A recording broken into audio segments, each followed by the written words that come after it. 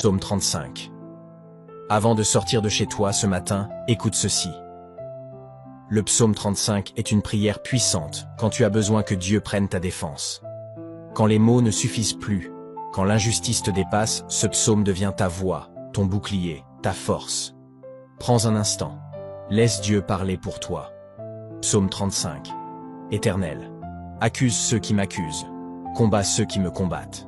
Empare-toi du petit et du grand bouclier, et lève-toi pour me secourir.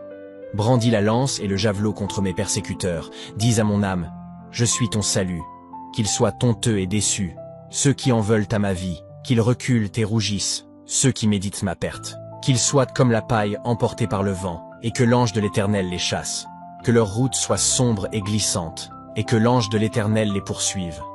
En effet, c'est sans raison qu'ils m'ont tendu un piège, c'est sans raison qu'ils ont creusé un trou pour m'enlever la vie. Que la ruine les atteigne à l'improviste, qu'ils soient pris dans le piège qu'ils ont tendu, qu'ils y tombent pour leur ruine. Alors j'exulterai de joie en l'Éternel, je me réjouirai à cause de son salut. Tout mon être dira, Éternel, qui peut, comme toi, délivrer le malheureux d'un plus fort que lui, le malheureux et le pauvre de celui qui les dépouille. De faux témoins se lèvent. Ils m'interrogent sur des faits que j'ignore. Ils me rendent le mal pour le bien. Je suis abandonné de tous. Moi, quand ils étaient de malades, je mettais une tenue de deuil. J'humiliais mon âme par le jeûne. Je priais, la tête penchée sur la poitrine. Comme pour un ami, pour un frère, je marchais lentement, comme pour le deuil d'une mère. J'étais accablé de tristesse. Et maintenant que je trébuche, ils se rassemblent pour se réjouir. Ils se rassemblent à mon insu pour me calomnier. Ils me déchirent, sans arrêt. Avec les impies et les moqueurs, ils grincent des dents contre moi. Seigneur, combien de temps le supporteras-tu? Protège-moi contre leurs actes de violence. Protège ma vie contre les lionceaux. Je te louerai dans la grande assemblée. Je te célébrerai au milieu d'un peuple nombreux. Ils sont à tort mes ennemis, qu'ils ne se réjouissent pas à mon sujet. Ils me détestent sans raison, qu'ils ne m'insultent pas du regard. Oui, leur langage n'est pas celui de la paix. Ils inventent des mensonges contre les gens tranquilles du pays. Ils ouvrent leur bouche contre moi. Ils disent « Ah, ah, nous l'avons vu de nos yeux. Éternel, tu as tout vu, ne reste pas silencieux. Seigneur, ne t'éloigne pas de moi.